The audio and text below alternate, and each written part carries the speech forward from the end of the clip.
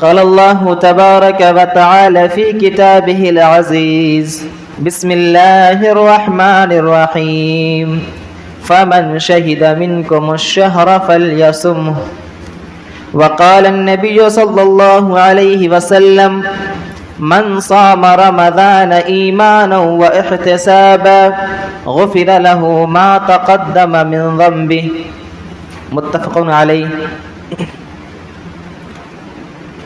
معزز سامعین کرام، دینی ملی بھائیوں، نوجوان ساتھیوں، بزرگوں، پردہ نشین ماؤں اور بہنوں، آج کے جمعہ کی جو ٹاپک، جو موضوع ہے وہ ہے فضائل روزہ، روزہ کی فضیلت، اور اسی سلسلے میں آ جائے گا روزے داروں کی فضیلت۔ الحمدللہ اللہ کے بہت ہی احسان اور اس کا فضل ہے کہ رمضان کا ایک عشرہ ختم ہونے کو ہے انشاءاللہ، اور یہ مبارک مہینہ ہمارے اور آپ کے اوپر سایہ فگن ہے، یعنی ایک موقع اللہ رب العالمین نے ہمیں فراہم کیا ہے تاکہ ہم زیادہ سے زیادہ نیکیاں کر کے اپنے نام اعمال میں کچھ اجر اکٹھا کر لیں جو کل کام آنے والے ہیں، جو کل کام آئیں گے۔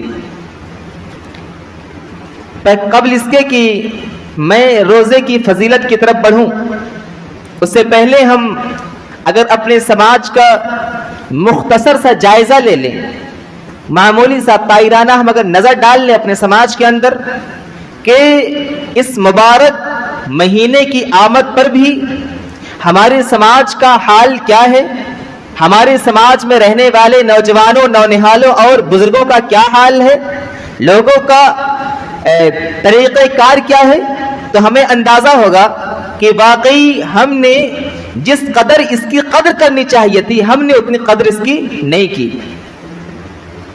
اگر ہم مجموعی طور سے سوچیں اور ایک حساب لگائیں تو ہم اپنے سماج میں رہنے والے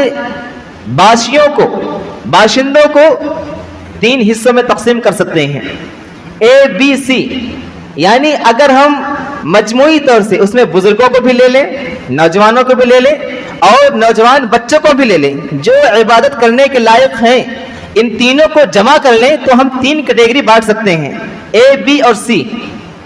اب ہمیں یہ دیکھنا ہے کہ ہم ان میں سے کون سی کیٹیگری کے ہیں اور ہمیں کون سی کیٹیگری والا بننا ہے۔ ایک چیز اور یہاں واضح کر دوں کہ ہمیشہ اے کیٹیگری کا ہونا یا پہلے نمبر پر آنا یہ بہتر ہونے کی دلیل نہیں ہے۔ کیوں؟ جیسا کہ بالکل واضح ہے، امت محمدیہ ہمارے نبی پاک صلی اللہ علیہ وسلم سب سے آخری نبی ہیں لیکن نبیوں کے امام ہیں، تو ضروری نہیں کہ جس کا ذکر پہلے آئے وہ سب سے بہتر ہے۔ میں جو بیان کروں گا اس میں ذرا غور سے سنیں اور فیصلہ کریں کہ میں کون سی کیٹیگری کا ہوں۔ پہلی کیٹیگری کے وہ لوگ ہیں، اگر ہم بانٹیں تو، کہ جو بہت جذباتی ہوتے، یعنی رمضان کی آمد سے پہلے جو لوگ بہت جذباتی تھے، بہت ہی بے صبری سے رمضان کے مہینے کا انتظار کر رہے تھے، اور رمضان کو جیسے ہی انہوں نے پایا، پہلے 1 شب 2 شب 3 شب ان لوگوں نے ایسی محنت کی، اللہ ان کی محنتوں کو قبول فرمائے، یعنی ان کے اندر جو جذبہ تھا، جو ایک چہل پہل تھی، وہ چند روزہ تھی، اور آ کر کے مسجد کی پہلی صف میں بیٹھنا، قیام اور صیام کا اہتمام کرنا، اچھی اچھی باتیں سیکھنا اور دوسرے غلط کام کو چھوڑ دینا، یہ تمام چیزیں ان کے اندر تھی، اور بہت بے صبری سے انتظار بھی کر رہے تھے، موقع بھی ملا، مسجد میں آئے بھی، لیکن معاملہ یہ ہے کہ جو یہ رمضان کا مہینہ گزرتا جا رہا ہے اور جیسے جیسے یہ اپنی برکتوں کو پھیلاتا جا رہا ہے، ویسے ویسے یہ نوجوان جو سب سے پہلے اور جو سب سے زیادہ پریشان تھا، جس کے جذبات بھڑک رہے تھے، وہ اتنے ہی جیسے دن آگے جا رہا ہے وہ پیچھے بھاگتا جا رہا ہے۔ اور یہاں سے ایک چیز اور معلوم ہوتی ہے کہ جو لوگ یہ کہتے ہیں کہ ایمان گھٹتا بڑھتا نہیں، ہم کہتے ہیں ایمان گھٹتا بڑھتا ہے، دلائل قرآن اور حدیث بھری پڑی ہیں، لیکن کچھ لوگ اس کے باوجود انکار کرتے کہ نہیں ایمان گھٹتا بڑھتا نہیں ہے۔ اس کی بہت بڑی دلیل یہی ہے کہ پہلے رمضان کو شب قدر رات کی قیام اللیل کے وقت یعنی تراویح کی نماز کے وقت مسجد کے اندر جگہ نہیں تھی اور جو احساس ہو رہا تھا کہ باہر کچھ انتظام کرنا پڑے گا, لوگ کہاں رہیں گے, یہ تمام پروگرامنگ کرنے کا ایسا لگ رہا تھا. لیکن جیسے دن گزرتے جا رہے ہیں وہ جو صفیں پیچھے تھیں وہ سب غائب ہوتی جا رہی ہیں اور ایسا معلوم ہوتا ہے کہ آخری رمضان آنے تک کہیں ایسا نہ ہو کہ صرف امام صاحب اور مؤذن صاحب باقی رہیں. یہ ایمان کی بڑھوتری اور کمی نہیں تو کیا ہے, ایمان گھٹتا بڑھتا ہے. یہ چیز یہاں سے معلوم ہوئی. دوسری چیز میں جو بیان کر رہا ہوں کہ ہمارے نوجوان کے اندر جو ایک جذبہ تھا وہ کم ہونا شروع ہو گیا. تو اللہ کے نبی صلی اللہ علیہ وسلم کی حدیث کے مطابق اللہ کے نبی نے فرمایا اللہ کے نزدیک سب سے زیادہ محبوب عمل وہ ہے جس میں مداومت ہو, جس میں تسلسل ہو, جس کو برابر کیا جائے. وَإِن قَلَّ گرچہ تھوڑا ہی کیا جائے لیکن اس میں تسلسل ہونا چاہیے. ہمارے نوجوانوں کے اندر یہ چیز, ہمارے سماج کے اندر کے جو رہنے والے باشندے ہیں یہ چیز ختم ہو گئی ہے. اور جس کے نتیجے میں کیا ہو رہا کہ پہلے روز پوری مسجد بھری ہوئی, دوسرے روز پیچھے سے ایک سب غائب, اور ایسے غائب ہوئے جیسے کہاوت کہی جاتی ہے کہ گدھے کے سر سے سینگ غائب ہونا. گدھے کا سینگ ہوتا ہی نہیں تو گدھے کے سر سے سینگ غائب ہونا یعنی کبھی یہ آئے ہی نہیں, ایسا لگتا ہے. تو ایسا ہمیں نہیں کرنا. یہ ایک کیٹیگری کے لوگ ہیں, یہ فرسٹ کیٹیگری کے لوگ ہیں جو بہت جذباتی تھے اور جیسے رمضان کا مہینہ آیا بہت چہل پہل تھی, لیکن جیسے رمضان کے 2-4 ایام گزرے ان کے جذبات سرد ہو گئے, ٹھنڈے پڑ گئے اور ان لوگوں نے مسجدوں سے دوری اختیار کر لی اور پھر اپنے پرانے روش کو اختیار کر لیا. اس کے بعد دوسری کیٹیگری کون لوگ ہیں؟ دوسری کیٹیگری کے وہ لوگ ہیں جن کے زندگی میں رمضان آیا اور چل بھی رہا ہے اور رمضان ختم بھی ہو جائے گا, لیکن انہیں ذرا بھی احساس نہیں ہوگا کہ ہاں اللہ کی کوئی خاص نعمت میں میسر ہوئی تھی, کوئی اللہ کے بابرکت نعمت مجھے ملی تھی جس سے ہمیں فیضیاب ہونا تھا, جس سے ہمیں اپنے دامن کو بھرنا تھا. ان کو اس کا احساس بھی نہیں ہوگا. جس طریقے سے پہلے وہ شراب پیتے مست رہتے تھے آج بھی شراب پی کے مست رہتے, جس طریقے سے وہ پہلے اپنے گیم میں اپنے پب جی اور دوسرے کام مصروف رہتے تھے آج بھی مصروف رہتے, جس طریقے سے وہ اپنی دکانداری کو پرائرٹی پہلے دیتے تھے آج بھی ویسے بھی پرائرٹی دے رہے. یعنی یہ جو دوسرے قسم کے لوگ ہیں ان کے یہاں یہ احساس مر چکا ہے کہ اللہ نے کوئی عظیم نعمت ہم کو دی تھی اور ہمیں اس سے کچھ فائدہ اٹھانا تھا. اور بھی تفصیل ہے, میں یہیں پہ بات ختم کرتا ہوں. اور تیسری کیٹیگری کے لوگ کون ہیں؟ تیسری کیٹیگری کے لوگ وہ ہیں جو لوگ رمضان کے اس بابرکت مہینے کا بہت ہی بے صبری سے انتظار کر رہے تھے اور جب رمضان کا مہینہ انہیں ملا تو ان لوگوں نے اپنے دامن کو نیکیوں سے بھرنے کے لیے پوری کوششیں کی اور کوشش کر رہے ہیں اور انشاءاللہ تعالی عزیز یہ آخر رمضان تک کرتے رہیں گے. یہ 3 کیٹیگری کے لوگ ہیں. اب ہم فیصلہ کریں کہ ہم کون سی کیٹیگری میں جانا چاہتے, پہلی, دوسری یا تیسری میں, اے میں یا بی میں یا سی میں. ظاہر سی بات ہے جس کے اندر ذرا بھی ایمان ہوگا, ذرا بھی اللہ کا تقوی ہوگا, ذرا بھی اللہ کی طرف بڑھنے کی چاہت ہوگی, ذرا بھی اس کو جہنم سے بچ کر کے جنت میں جانے کا حوصلہ ہوگا, تو وہ تیسرے طریقے کو تیسرے نمبر کی جو کیٹیگری ہے اس میں جانا پسند کرے گا کہ ہاں ہمیں رمضان ملا, ہم اس کے اندر کوشش کر کے اپنے دامن کو نیکیوں سے بھریں گے تاکہ ہم کل سرخرو ہو سکیں, اللہ کے سامنے ہم کھڑے ہو سکیں اور ہمارا نام اعمال ہمارے دائیں ہاتھ میں دیا جائے. سامعین کرام, اب میں جو فضائل بیان کرنے جا رہا ہوں روزے کا اور اس کا تعلق روزے داروں سے ہے, تو یہ فضائل صرف اور صرف انہیں روزے داروں کے لیے ہے جو تیسرے درجے کے لوگ ہیں, جو سی کیٹیگری کے ہیں, یعنی جن لوگوں نے بے صبری سے انتظار بھی کیا اور مہینہ پانے کے بعد کوشش بھی کی تاکہ ہم اللہ رب العالمین کے سامنے کچھ اعمال پیش کر سکیں. سب سے پہلی فضیلت اللہ رب العالمین نے سورہ احزاب آیت نمبر 35 کے اندر ارشاد فرمایا, لمبی آیت ہے. اللہ رب العالمین نے فرمایا ان المسلمین والمسلمات والمؤمنین والمؤمنات والقانتین والقانتات والصادقین والصادقات والصابرین والصابرات والخاشعین والخاشعات والمتصدقین والمتصدقات والصائمین والصائمات والحافظین فروجهم والحافظات والذاکرین اللہ کثیرا والذاکرات اعد اللہ لهم مغفرتا واجرا عظیما. لمبی آیت کے اندر اللہ رب العالمین نے جہاں بہت سارے ایسے لوگوں کا تذکرہ کیا جن کے لیے اللہ رب العالمین نے اجر عظیم کا وعدہ کیا ہے، جن کے لیے مغفرت کا اللہ نے وعدہ کیا ہے۔ ان میں سے پہلے کون لوگ ہوں گے؟ وہ مسلمان مرد اور مسلمان عورتیں، مومن مرد مومنہ عورتیں، فرما بردار مرد فرما بردار عورتیں، سچے مرد سچے عورتیں، صبر کرنے والے مرد اور صبر کرنے والی عورتیں، اللہ سے ڈرنے والے مرد اور اللہ سے ڈرنے والی عورتیں، صدقہ خیرات کرنے والے مرد اور صدقہ خیرات کرنے والی عورتیں، روزہ رکھنے والے مرد اور روزہ رکھنے والی عورتیں۔ اس آیت کے اندر اللہ رب العالمین نے ان کا بھی تذکرہ کیا۔ آگے فرمایا والحافظین فروجہم والحافظات، اور اپنے شرمگاہوں کی حفاظت کرنے والے مرد اور اپنے شرمگاہوں کی حفاظت کرنے والی عورتیں، اور اللہ کو زیادہ سے زیادہ یاد کرنے والے مرد، اللہ کو زیادہ سے زیادہ یاد کرنے والی عورتیں، یہ ایسے لوگ ہیں اعد اللہ لہم، اللہ رب العالمین نے ان کے لیے تیار کر رکھا ہے کیا؟ مغفرۃ و اجر عظیما، مغفرت کا ان سے وعدہ کیا ہے اور ان کے لیے بہت بڑے اجر کا وعدہ کیا ہے۔ اور ہمیں اب آپ کو چاہیے سوچنا چاہیے کہ ہم اگر روزہ رکھتے ہیں اور ثواب کی نیت سے رکھتے ہیں تو اللہ رب العالمین ہمارے محنتوں کو، ہماری کوششوں کو اللہ تعالیٰ ضائع نہیں کرے گا، برباد نہیں کرے گا۔ اللہ نے جو وعدہ کیا ہے ان اللہ لا یخلف المیعاد، اللہ تعالیٰ اپنے وعدے کی خلاف ورزی نہیں کرتا، جو وعدہ کرتا ہے اس کو اللہ تعالیٰ دیتا ہے۔ لہذا اللہ رب العالمین نے وعدہ کیا ہے صائمہ اور صائمون سے، روزہ رکھنے والے مرد اور روزہ رکھنے والی عورتوں سے، کہ انہیں ان کی مغفرت کر دی جائے گی اور انہیں اجر عظیم یعنی بہت زیادہ ثواب عطا کیا جائے گا۔ یہ پہلی فضیلت ہے روزہ کی اور روزے داروں کی۔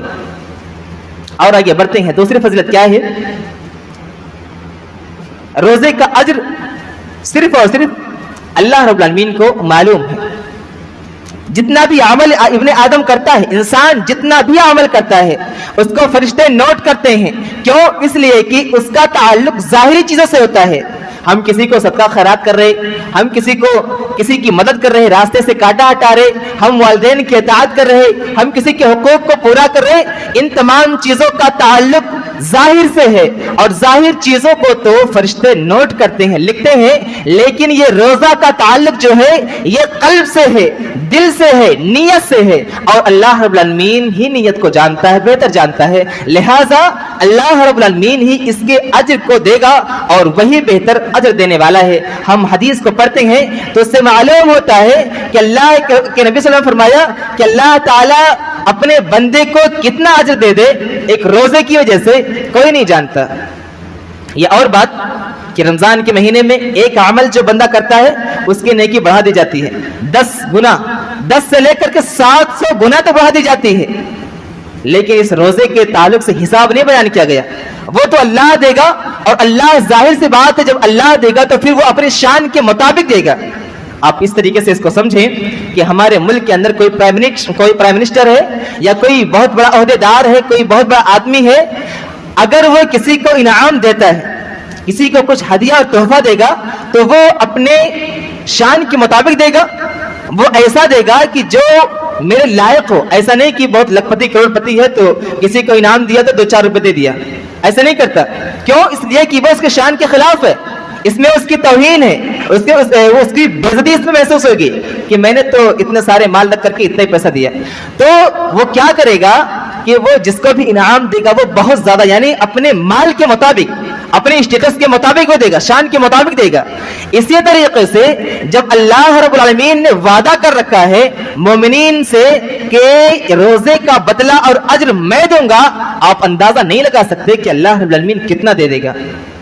اور اس وجہ سے کہ دنیا کے اندر ایک حاکم اپنے شان کے مطابق دیتا ہے، کہ اللہ رب العالمین ان تمام حاکموں کا حاکم نہیں ہے، ظاہر سی بات ہے وہ تمام حاکموں کا حاکم ہے، اس وجہ سے وہ ہمارے گمان اور سوچ سے زیادہ دے گا۔ کم کی امید نہیں بلکہ ہمیں زیادہ کی امید ہونی چاہیے، کیونکہ یہ دنیا کا اصول ہے، اور اللہ رب العالمین جب کسی کو عطا کرنے پہ آتا ہے تو پھر انسان اس کو گمان اور سوچ نہیں سکتا۔ اللہ کے نبی صلی اللہ علیہ وسلم نے فرمایا، صحیح مسلم کی روایت ہے، حدیث نمبر 1151، اللہ کے نبی نے فرمایا کل عمل ابن آدم یضاعف الحسنۃ بعشر امثالها الى 700 ضعف قال الله عز وجل الا الصوم فانه لي وانا اجزي به यदउ शहवतहु व तआमहु मिन अजली। अल्लाह के नबी सल्लल्लाहु अलैहि वसल्लम बयान करते हैं कि इब्ने आदम का हर अमल उसके लिए है, इब्ने आदम का हर अमल उसके लिए है और उसके अमल को दूना ही बढ़ा दिया जाता है।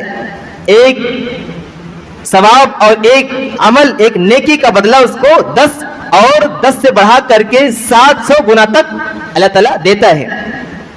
उसके बाद फरमाया अल्लाह के नबी ने कि अल्लाह ताला फरमाता है, यानी ये हदीस कुदसी है, अल्लाह के नबी कहते हैं कि अल्लाह रब्बुल आलमीन ने फरमाया इल्ला सौम, सिवाय रमजान, सिवाय रोजे के, फ़इन्नहु ली, क्योंकि रोजा ये मेरे लिए है, यानी बंदा रोजा मेरे लिए रखता है, व अना अजज़ी बिही, और मैं ही उसका बदला उसे दूंगा, उसका अज्र मैं ही दूंगा। क्यों? इसलिए कि यदउ शहवतहु व तआमहु मिन अजली, उसने अपनी शहवत को, अपनी नफसानी ख्वाहिशात को, अपने दिली जज्बात को रोका सिर्फ और सिर्फ मेरे लिए, उसने खाने को तर्क किया सिर्फ मेरे लिए, उसने पानी को छोड़ा सिर्फ मेरे लिए, उसने गुनाहों को तर्क किया मेरे लिए। इस वजह से अल्लाह कह रहा है कि मैं उसको बदला दूंगा। और हम और आप अंदाजा नहीं कर सकते कि अल्लाह ताला कितना देगा। जब एक अमल बंदे का 10 से लेकर के 700 गुना तक बढ़ा दी जाती है, तो फिर रोजा जिसको अल्लाह ताला इसका बदला देगा उसको कितना देगा, अल्लाह आलम, अल्लाह ही बेहतर जानता है। तो इस वजह से हमें और आपको चाहिए कि हम अल्लाह से अच्छे की उम्मीद रखें और अल्लाह के लिए रोजा रखें, क़याम करें, और इसी तरीके से सहरी इफ्तारी में किसी को अपने साथ बिठाएं तो अल्लाह के लिए बिठाएं, यानी दिखावे और रिया नमूद के लिए ना हो। इसी तरीके से हज़रत अबू उमामा बाहिली रज़ियल्लाहु तआला अन्हु वो बयान करते हैं कि मैंने अल्लाह के रसूल सल्लल्लाहु अलैहि वसल्लम से पूछा, ऐ अल्लाह के नबी पाक सल्लल्लाहु अलैहि वसल्लम, आप हमें ऐसा कोई अमल बता दीजिए जो मुझे जन्नत में दाखिल करा सके, ऐसा कोई अमल जिसको मैं करूं और जन्नत में मेरा दाखिला हो जाए, मैं जन्नत में दाखिल कर दिया जाऊं।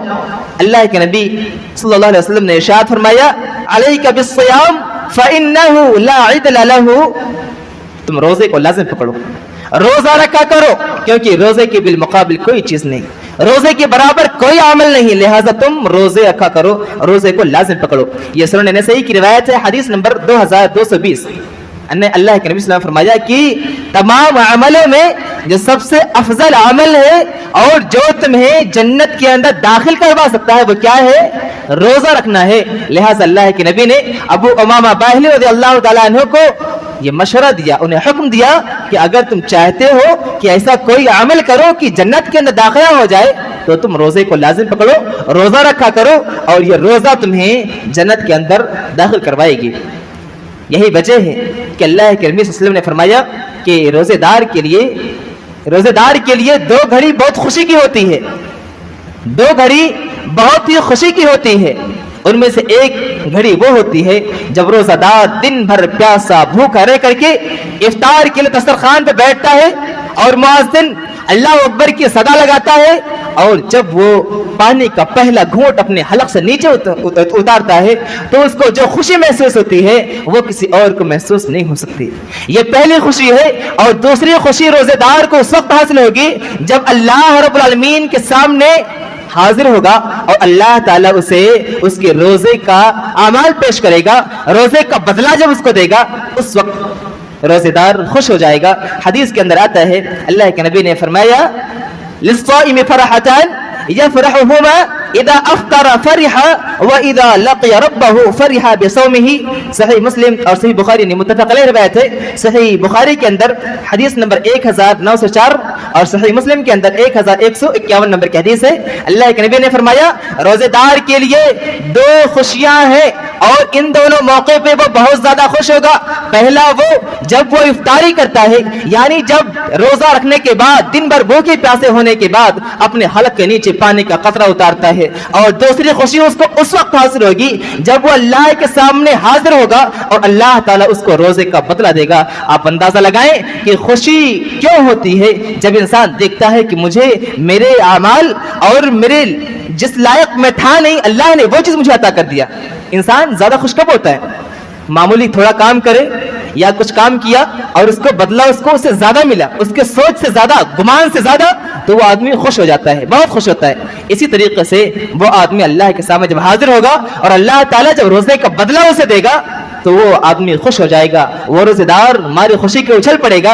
सामईन किराम, इसलिए मैं दोबारा इल्तिमास करूंगा कि रोजे को मामूली मत समझिए, इस रमजान के महीने के एक एक लम्हात को मामूली मत समझिए, बल्कि एक एक लम्हात में ज्यादा से ज्यादा अमल करके अपने नामे अमाल में नेकियां इकट्ठा करने की पूरी कोशिश कीजिए। अल्लाह रब्बुल आलमीन हमें इसकी तौफीक दे। सामईन किराम, आगे बढ़ते हैं। इसी तरीके से अल्लाह के नबी सल्लल्लाहु अलैहि वसल्लम ने इस रोजे को ढाल भी बताया। यानी तीसरी फजीलत जो इस रोजे की है वो ये है कि ये रोजा इंसान को बहुत बड़े बड़े आफात से महफूज कर लेती है, बचा लेती है, सेफ कर लेती है। वो किस तरीके से, हदीस पढ़ लेते हैं। सही मुस्लिम हदीस नंबर 1151 और सही बुखारी हदीस नंबर 1904। अल्लाह के नबी ने फरमाया, वस्सियामु जुन्नतुन व इदा काना यौमु सौमि अहदिकुम फला यरफथ वला यसखब फइन साबहु अहदुन औ कातलहु फलयकुल इन्नी इम्रुउन साइम। ये रोजा ढाल किस तरीके से है? ढाल समझ रहे हैं आप? ढाल जो होता है जंग के अंदर नेज़े या तीर को रोकने के लिए आदमी इसका इस्तेमाल करता है। यानी वार उसके ऊपर ना पड़े, वार खाली जाए, या अपने सेफ्टी के लिए वो ढाल नुमा जो होता है तवे की तरीके से बड़ा, वो अपने सेफ्टी के लिए इंसान जंग के मैदान में उसका इस्तेमाल करता है। ये रोजा इसी तरीके से ढाल है कि इसके ऊपर कोई हमला हो, चाहे समाजी हो या उखरवी हो, ये ढाल जहन्नम से भी बचाएगा और दुनिया के अंदर फसाद और फितना को आम होने से भी बचाएगा। उसका किस तरीके से मैं आपको सामने बयान करता हूं। अल्लाह के नबी ने फरमाया, ये रोजा ढाल है, और जब तुम में से कोई रोजा हो फला यरफस, तो ना साइश्ता बात ना करे, बदतमीजी या बुरी बात ना करे, गलत बातें ना करे, वला यसखब, और चीखे चिल्लाए नहीं, शोरो होगा ना करे, नाच गाने में मस्त मगन ना हो। फ़इन साबहु अहदुन औ क़ातलहु, और अगर उसे कोई गाली दे या उसे कोई लड़ाई उससे करे, फलयकुल, तो चाहिए उस रोजेदार को कि वो कहे, इन्नी इम्रुउन साइम, मैं तो रोजे से हूं, मैं रोजेदार आदमी हूं। सामने दो लोगों के दरमियान झगड़ा हो रहे हैं, सामने वाला गाली दे रहा है, उसका जवाब अगर सामने वाला दे रहा है तो बात बढ़ते बढ़ते ना जाने कहां तक पहुंचती है, और लोग एक दूसरे का सर फोड़ने पर भी आमादा हो जाते, घरों को जला देते, ना जाने कौन कौन सी हदों को पार कर जाते।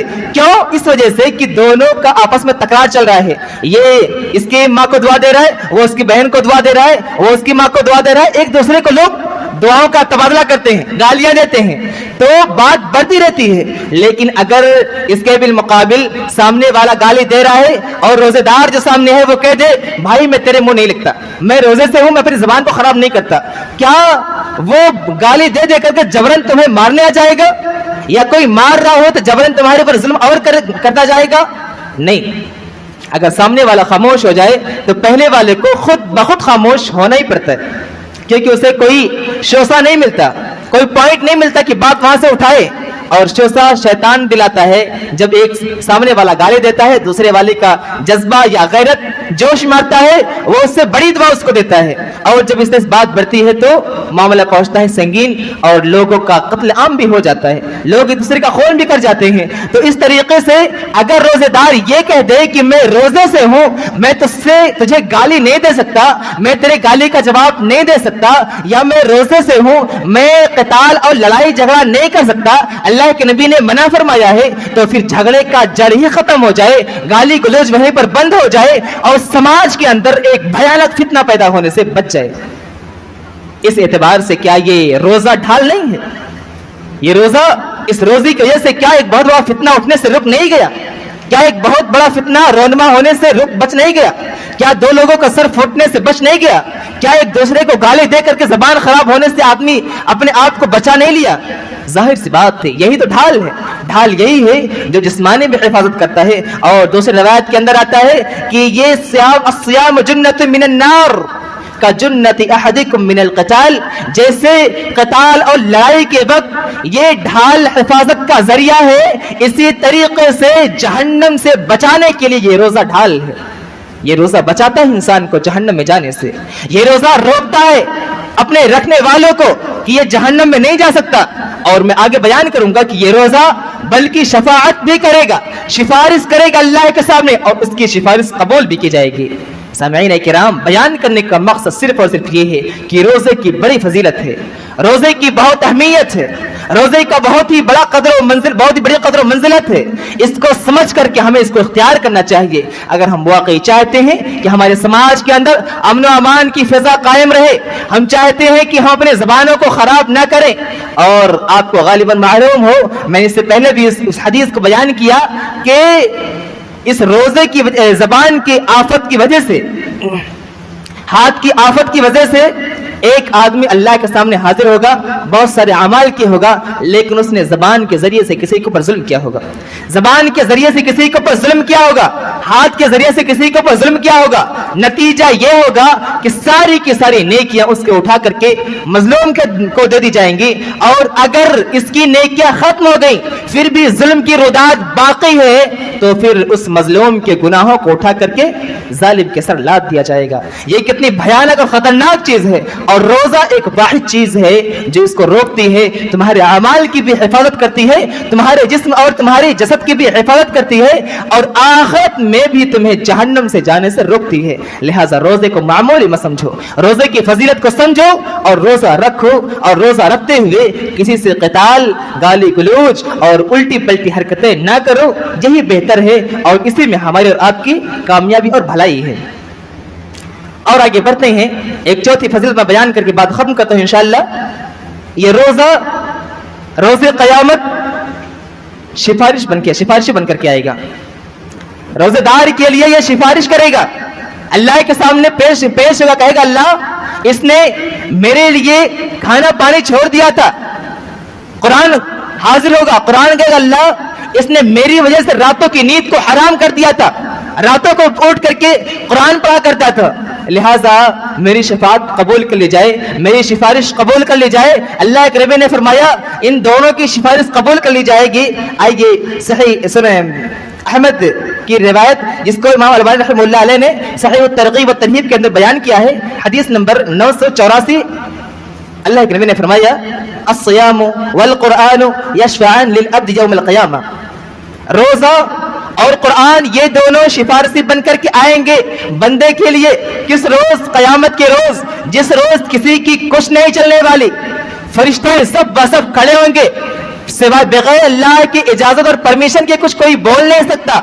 اس وقت یہ صیام یعنی یہ روزہ اور یہ قرآن اللہ کی بارگاہ میں حاضر ہوں گے۔ یقول الصیام، روزہ کہے گا اے رب، اے میرے رب، اے میرے پروردگار، منعتہ الطعام والشہوۃ فشفعنی، اے اللہ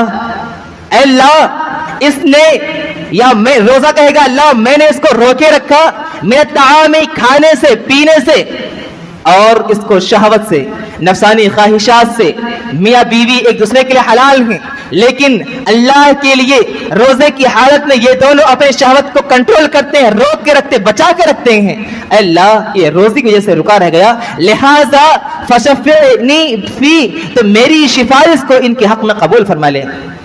قرآن حاضر ہوگا، والقرآن، اور قرآن آئے گا، ویقول القرآن، قرآن کہے گا منعتہ النوم باللیل فشفعنی فیہ، اے اللہ اس نے میری وجہ سے، یعنی قرآن کی تلاوت کرنے کے لیے اس نے اپنی رات کی نیندوں کو خراب برباد کر دیا، رات کی نیندوں کو اپنے لیے حرام سمجھ لیا، اور رات کو اس نے سویا بھی نہیں میری تلاوت کے لیے، مجھے پڑھنے کے لیے، لہذا میری شفاعت اس کے حق میں قبول کر لی جائے۔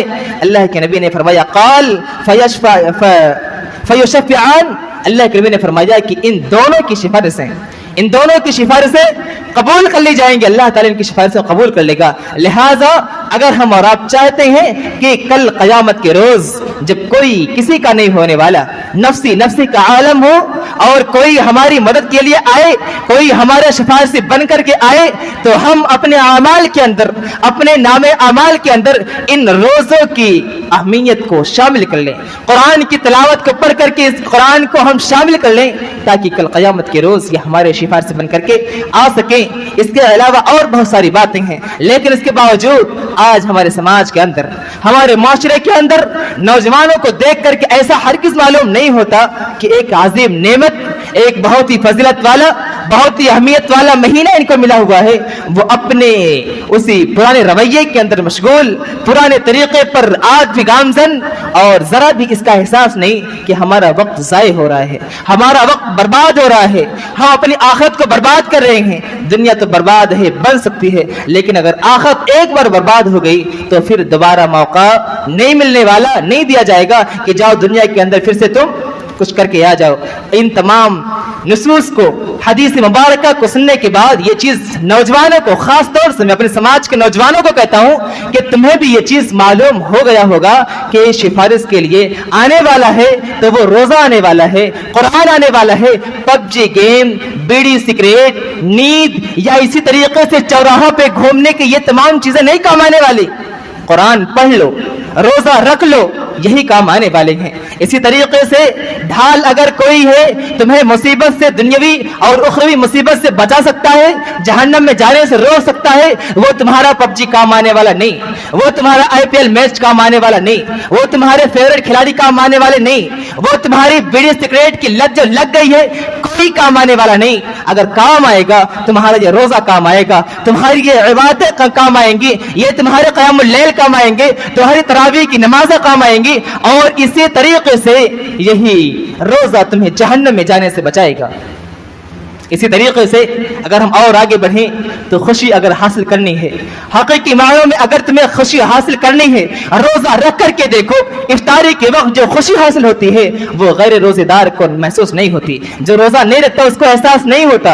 अगर वाकई तुम खुश होना चाहते हो, अपने दिल को जिंदा करना चाहते हो और अल्लाह के सामने खुश होना चाहते हो, अल्लाह तुम चाहते हो कि तुम्हारा नामे अमाल अल्लाह पेश करे, तो रोजा रख लो, कुरान पढ़ लो, क्योंकि इसके अलावा ये तमाम पबजी, आईपीएल मैच और बीड़ी सिगरेट या इस तरीके से दूसरी शहवात जो नफसानी ख्वाहिशात की है, ये सब अमल करके तुम अल्लाह के यहाँ सुरखरू नहीं हो सकते।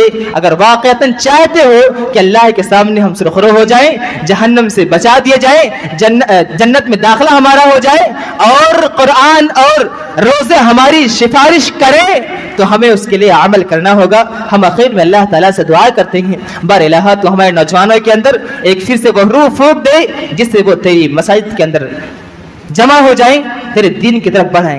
बार-ए-इलाहा अभी तक जो नौजवान तेरे इस मुबारक महीने से गाफिल हैं, तेरी इस अजीम नेमत से गाफिल हैं, अल्लाह तो उनके जहन में इस रमजान मुबारक के महीने की जो अहमियत और फजीलत है उसको उनके जहनों में पेवस्त कर दे, बिठा दे, ताकि वो फिर से तेरी राह में और तेरे रास्ते पे, बताए हुए रास्ते पे गामजन हो सकें। बार-ए-इलाहा जो लोग सुस्ती के मारे हैं, अल्लाह तो उनके दिल को फिर से तरोताज़ा कर दे और उनकी सुस्ती को दूर कर दे। बार-ए-इलाहा जो लोग हमारी सफ़ों से गायब हो गए, न जाने किस बहकावे में आकर के या तसाहुली और काहली के जैसे, अल्लाह तो उन्हें फिर से फरबा तंदुरुस्त कर दे, सेहतयाब कर दे। अल्लाह तो हमें इस माह मुबारक के अंदर ज़्यादा से ज़्यादा आमाल सालिहा इकट्ठा करने की तौफीक दे। बार-ए-इलाहा तो हमें जब तक जिंदा रख, ईमान और इस्लाम पर कायम दायम रख, और जब हमारा खात्मा हो तो ईमान पर हो। आमीन। तक़ब्बल रब्बुल आलमीन।